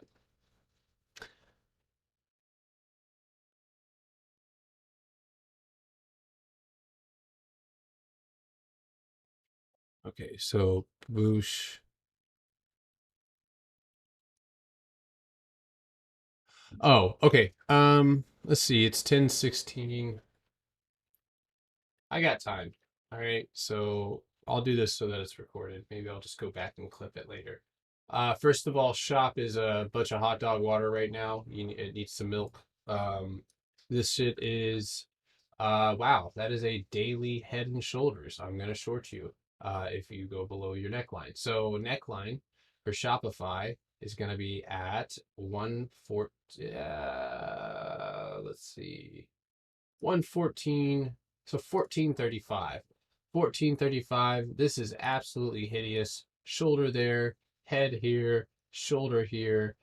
So above one or 1500 patterns blown, and you'll likely go make some other shit. If you reject this 9-day moving average and you cruise back down, more than likely, oof, you're gonna go back and see. Oh my God, I really hope not. I would say a moderate target or a safer target would be 1315, for Shopify. Another target, a reasonable target with 1300, would actually be a decent target for Shopify, potentially to the downside. Now, not only that, Shopify would also potentially bounce off of this long. Oh my God, that is the most beautiful thing. I love technical analysis. Why are things so perfect? So not only that, if I was to set this target, I might have to make a video on this one. This one's clean. All right, so we got a clean idea of where that support zone is. Now, where do all of these things line up, y'all? This is the perfect storm for me. The 200-day EMA lining up with support, your level right here, your supply zone below you at 1300, lining up perfectly, head and shoulders above you. Mwah. I shouldn't do that. It's probably appropriation. What if for companies you're not familiar with, the moderator could paste brief? Oh, hold on. I gotta reread that. I just had a stroke. It's called, but it's only a premium. Okay. It's called the whole suite. Okay, I got you. But it's only for pre. I got you, Tyler. I'm sorry about that. Yeah. So if you actually, Tyler, if you have Thinkorswim, I can send you the script for free. What if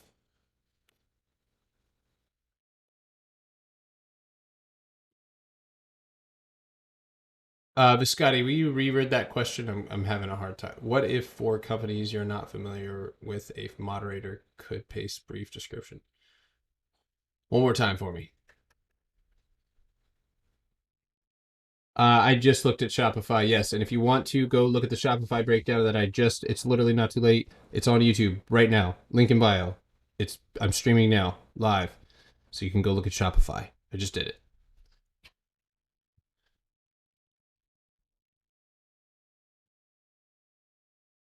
There you go. Kenneth, thank you. Appreciate it. There you go, Tyler. Tyler, I think you're the chat, right? Those of you, link in bio, guys. Yeah, thank you, Atlas. Thank you guys for leaving likes here. Please look at CRVS. I am currently holding CRVS. Hold on a second because I gotta write down, update my watch list. So UPS, definitely watching.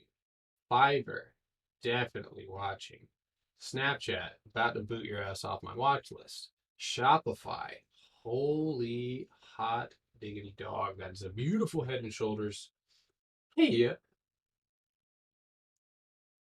should I sell t-shirts that just say "Yup" on them?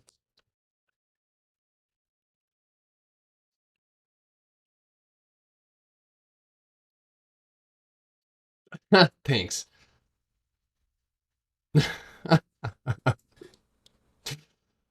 uh Okay, so let's answer Bush's question real quick. Okay, so Bush says, can you show me how to use moving averages and what moving averages to use while trading? So let's go and answer that question with another question. What kind of trading are you looking to accomplish? So if you're a scalper, right? If you're a scalper, you're gonna want to use, for me, I like to use the 9-day moving average, right? Why do I use the 9-day moving average? Because let's say that I decide in pre-market that, or at some point in the day, that I'm going to take Shopify past this rejection level of 1475, right? And my target is going to be the previous high of day, which is around 1480. Okay, so that's my target, right? Yeah, we'll do a yuck shirt. Anyway, 1480, right? So as we approach this resistance, why are we, and guys, if you guys want to take a look, link in the bio, hop on YouTube. Everything is a lot easier to see on your mobile or whatever device. And thank you guys for breaking your thumbs, liking that button. I appreciate it. So Shopify, as it approached the 1480 resistance, where it has previously seen rejections, right? The 9-day moving average or your bullish moving average is going to be where you're looking for it to hold, right? Now, this also takes a little bit of studying on how the stock moves, right? If it, for example, for a higher time frame swing on JMIA, at one point in time, and still I think to this day, the 50 EMA on the 2-hour time frame was literally, it almost seemed like that's where they only bought the dip. It was absolutely absurd. I think I was actually having a one-on-one with Robert. I'm not sure if that was with you, Robert. I'm almost feel like it is, but we had it may have not been. I've done a couple Jamia breakdowns, but um for Shopify, right? The first immediate, if I'm using the 9-day moving average and it correlates with that time frame, right? So on the 5 minute, I can see that the 9-day moving average has some respect, right? So here at the previous bull run, I see that no matter what, during as long as that stock stays above that 9-day moving average with good volume, which Shopify doesn't have, it will just make nice clean moves to the upside and continue in that trend. So as we approach a place where I know it could reject and go down, I'm looking for that 9-day moving average to be where I play the bounce. Okay, so that's one strategy. Now let's go turn on VWAP. Okay, I'll give you guys literal course people pay like they get charged for this shit. I don't know why. It's free everywhere, but okay, so let's look at so this is another strategy that you guys can use. This is the 9-day moving average VWAP crossover. Okay, so I'm gonna turn off my EMAs. All right, now we're just focused on this is also a scalping strategy, right? Or a day trading strategy. With high volume, it becomes day trading, and a catalyst becomes a potential day trade. So with this, right, we're looking at this actually almost looks like a bear flag, right, on Microsoft. So, the bear flag looks like it's forming here and it doesn't end up breaking, and actually is a bilateral pennant. I'm wrong. So that's a pennant right there, ends up breaking to the upside.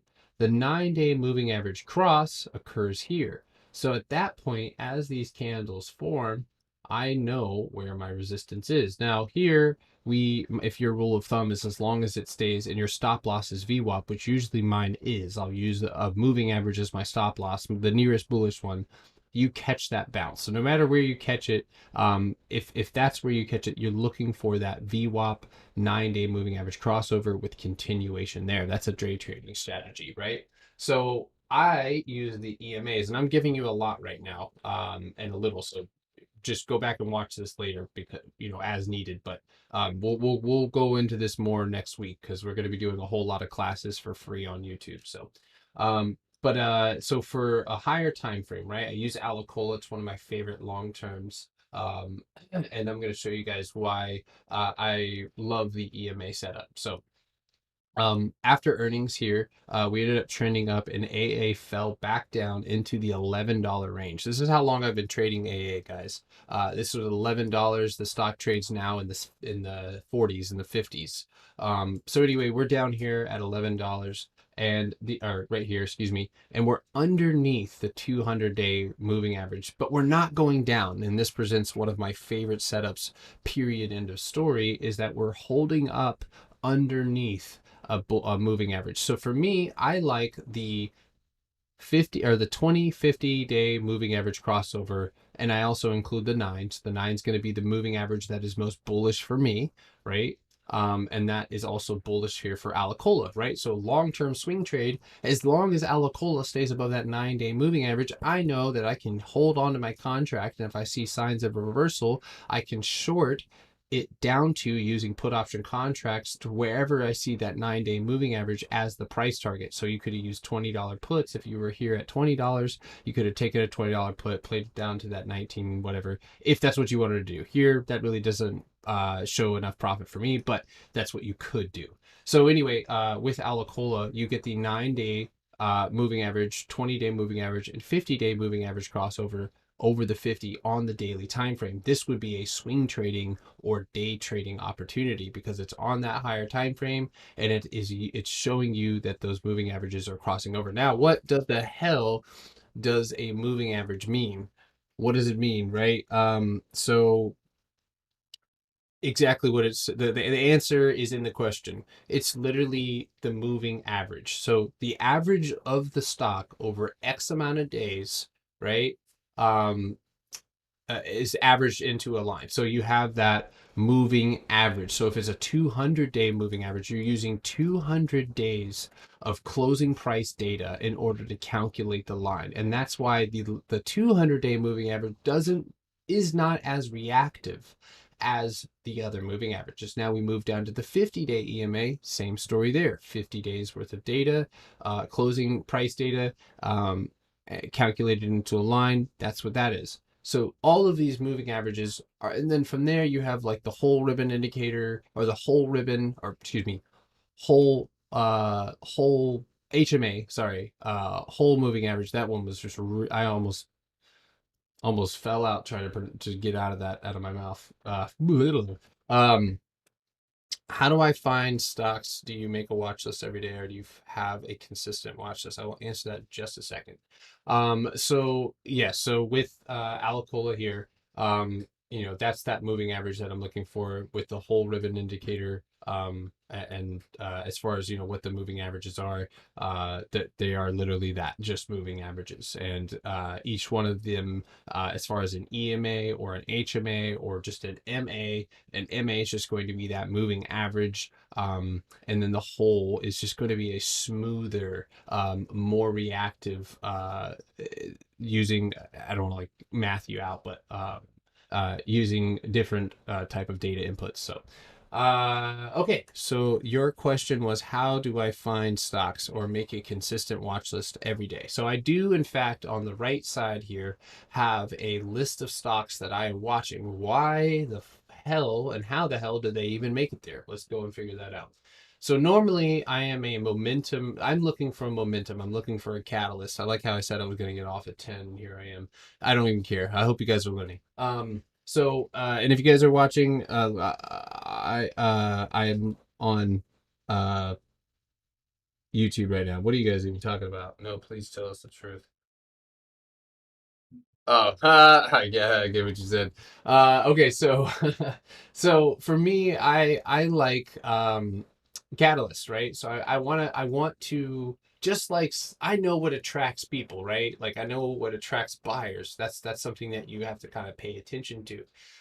And 9 times out of 10, it's just going to be earnings, right? One of my favorite stocks. Those of you in the Discord, Simple Stackers, OGs, probably not on right now. They're probably sleeping because they can, I don't know. But you guys remember me signaling GRWG all the way down at 14 and 11 and $14. And the catalyst for this one was earnings coming up. Before then, I didn't even know what they were. But then it took maybe a day, or a good night of fundamental research to figure out what they were doing, why they were doing it, and how they could potentially be making money doing it, and then just go and do a little DCF if I wanted to, or just go take a look at the cash flow, assets, et cetera, debt, and get an idea of where this company could be heading. Now, at that point, right, earnings came in and they blew it out of the water, and we made lots of money on option contracts.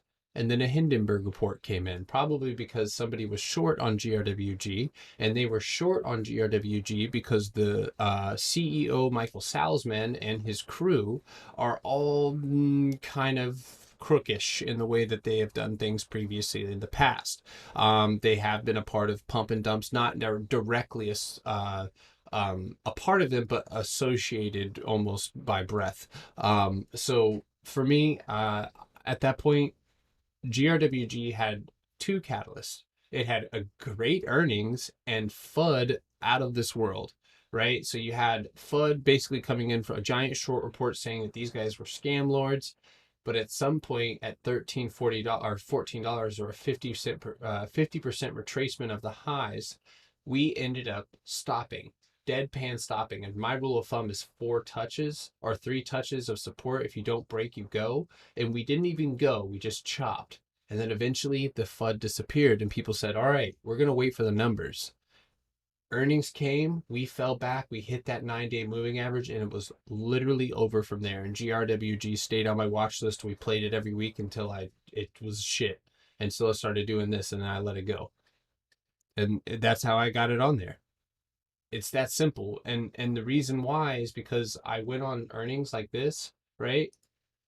And I started looking, and I will be honest with you guys, a lot of the times when I find these tickers, it's because websites will categorically put them on the top, right? They will put them on top. Let's go look, right? BlackBerry, GoTo, General Mills, and then who the hell are these guys? Costco, Nike, Rite Aid, Dynatropes. Who the hell are these guys? Never mind. Never mind. But you get the drift, right? Then we move into next week. Micron, United. Who the hell are these guys? Right? So they're putting the almost like the top stocks, and that's not necessarily like the number one thing that I'm looking for, but it often attracts my eye. And what I'll go and do is I'll click on it, right? And I'll say, okay, what are people, and it just takes a brief look, and I'll just go and say, all right, what are people talking about? How much volume? This is the beautiful thing about all of these tools, guys. We are so lucky to have these tools, including TradingView and StockTwits, right? So I can see how many people are watching this stock on StockTwits. I can see the message volume, right? I can see the sentiment over time, and I can see the price all in one. This is a beautiful tool, and one tool that I highly recommend that you guys use. If that's, obviously, and I will say every single one of these stocks, there's stocks on here that haven't made it to my watch list yet. They're still on here, but a lot of these snow, guys. I remember when all of these were so like half of the price. Overstock was like $11 when I put it on my watch list. LAC still hasn't made it to my watch list. Leaf never made it to my watch list. BXP never made it to my watch list. APVO never made it to my watch list. But these are all stocks that had momentum and potential catalysts that could put it up to the upside, and so therefore attracted me to it. And there I just started. There is no right way. You can do things the proper, go DCF, find out the value, go look at this, but that's why we have so many tools. And why do that with a company that's not worth doing it in? Like if there's a shit stock, that doesn't really provide any value or is on a penny stock, and they've been around for 10 years, there's no point in you looking into their earnings. Maybe, I don't know. But, I'm more looking in I'm not necessarily waiting on someone else to tell me about a specific stock, but I'm waiting to see where momentum is heading, because nobody's telling me about these stocks. I'm just going and I'm looking at where momentum, like what's happening, like, uh, and oftentimes it's just out of curiosity, right? So TCOM, I will be honest with you, stood out. C Trip, we've actually played. Oh, I'm just looking at that, but damn, a daily. What's up? Oh, those are tweezers. With TCOM, like I could go look at the message volume. The message volume is dead, right? The sentiment seems like it's low but bullish, price going up. So right now the message volume is really low. Maybe it's worth taking a look at later on as the message volume picks up. But that's just one way that I go about finding stocks. A lot of the time I'll find stocks like, let's say GRWG starts moving and I want to know what other cannabis stocks are like GRWG. I'll start looking into that type of thing and find other stocks. So oh my god, my fucking TikTok died. All right. Well, with that, guys, I'm gonna go to bed. Hopefully I answered your questions. Um, but yeah, I'll see you guys in the morning. Thank you guys for tuning in. I'll see you guys in the morning. Night night. Sleep tight. If you got bed bugs, get a new bed. Don't let them shits bite.